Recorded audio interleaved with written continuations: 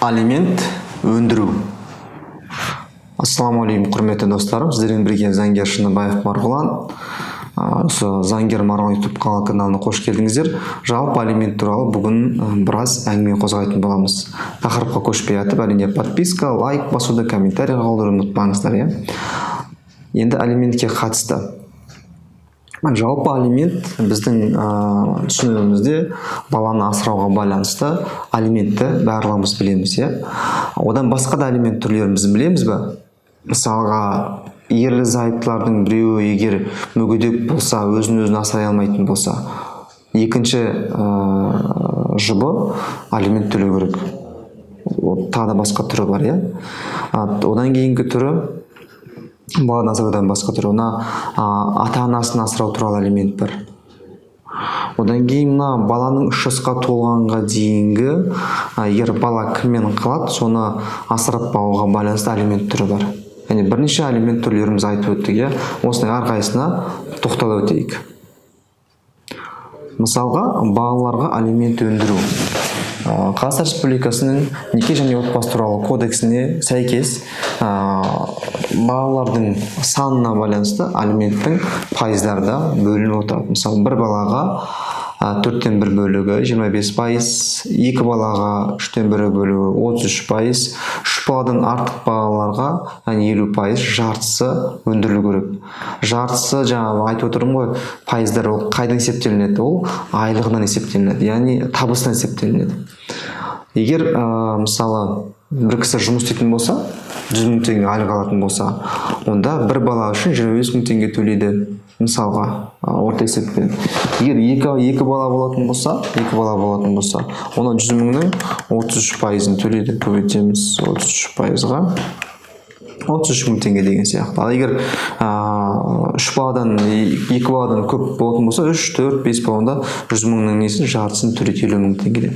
Ал егер жаңа алимент төлеуші борышкер делік, көбінесе күйеу жағы келеді, жұмыс істемейтін болса, қалай алимент өндіріледі?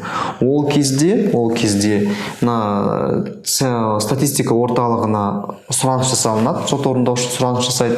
Сұраныс жасау арқылы ол кісінің орта айлық есептік көрсеткішін есептейді. Яғни қай жерде тіркелген, пропискасы қай жерде, сол жердің орта айлық есебін есептейді. Мысалға, Алматы қаласы бойынша 250 мың теңге. Басқа облыстар бойынша басқа сума болуы мүмкін. Яғни 250 мың теңгеден жаңағы пайыздарын есептеп жатады.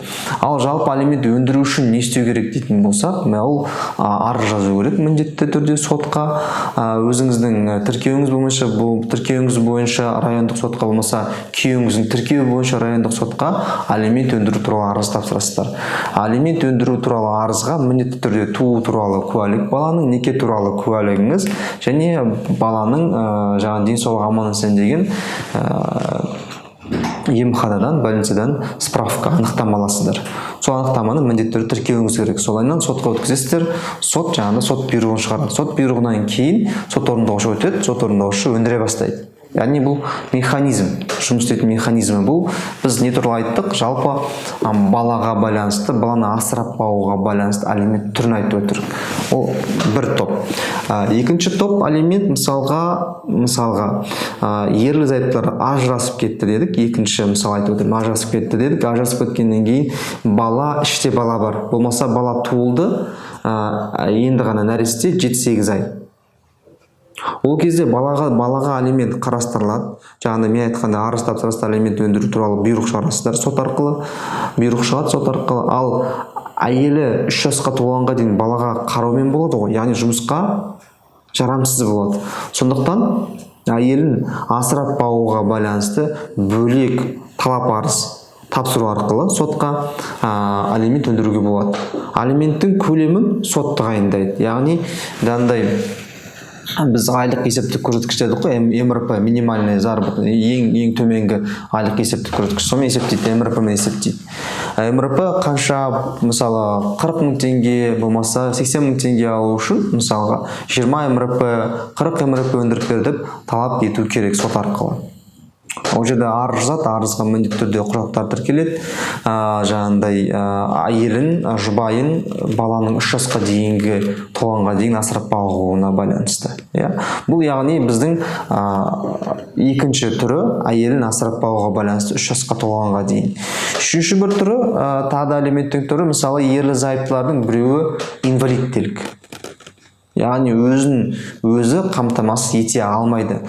Осындай жағдайда, егер инвалид кезінде ажырасып жатса, болмаса инвалид кезінде некеде тұратын болса, және асырап бағуына екінші жұбайы көмектеспейтін болса, сотқа беру арқылы сол екінші жұбайынан алимент өндіруге болады. Алименттің мөлшері бұл жерде сотпен тағайындалатын болады. Бұл жерде де арыз жазу керек, арызға міндетті түрде тіркемелер болады. Инвалид екеніңіз туралы, неке туралы куәлік деген сияқты. Сондай құжаттарды тіркеу керек болады. Жеке куәлік деген сияқты. Ал енді төртінші бір түрі алименттің, ол әке шешесін асырап бағуға байланысты алимент. Мысалға, әке шешесі инвалид болып қалды, болмаса әке шешесі пенсиялық жасқа жетті, бірақ баласы көмектеспейді. Бұл кезде әке шешесі баласына өздерінің асырап бағуына байланысты алиментке беруге құқысы бар. Яғни пенсиялық жасқа жеттік, біз баламызды асырап бақтық, ал баламыз бізді асырамайды деп алимент өндіруге болады. Болмаса инвалид болатын болса, әке шешесі инвалидтікке байланысты баласына жаңағындай алимент өндіруге талап арыз беруге құқысы бар. Яғни біз бүгінгі күнде 4 түрлі алименттің түрін айтып өттік. Бірінші, баланы асырап бағуға байланысты, зайыбын 3 жасқа толғанға дейін асырап бағу, жаңағындай мүгедек болып қалған әйелді асырап бағу, әйелді емес, мүгедек болып қалған жұбайын, яғни бұл жерде ер азамат болуы мүмкін, әйел азаматы болуы мүмкін. Одан кейін әке шешесін асырап бағуға байланысты алимент. Осының бәрі Қазақстан Республикасының неке және отбасы туралы кодексінде көрсетілген, яғни реттелген. Сондықтан егер сіздің сұрақтарыңыз болса, әрине комментарийға қойыңыздар, болмаса жекеге шықсаңыздар болады. Инстаграм парақшам осы, ютубтағындай заңгер төменгі сызықша Марғұлан, астында телефон жазылып тұрады, сол телефонға хабарлассаңыздар болады, егер сұрақтарыңыз болып жатса. Жалпылама бүгінгі тақырып осы. Қазақи заң каналының дамуына көмектесуіңізді сұраймын. Подписка басыңыздар, комментарий басыңыздар, бөлісіңіздер тума-туысқандарыңызбен. Неғұрлым адам көбейген сайын бұл канал тезірек дамиды, яғни адамдардың, халықтың заңға байланысты сауаттылығы арта бастайды. Көріскенше күн жақсы, сау саламатта болыңыздар.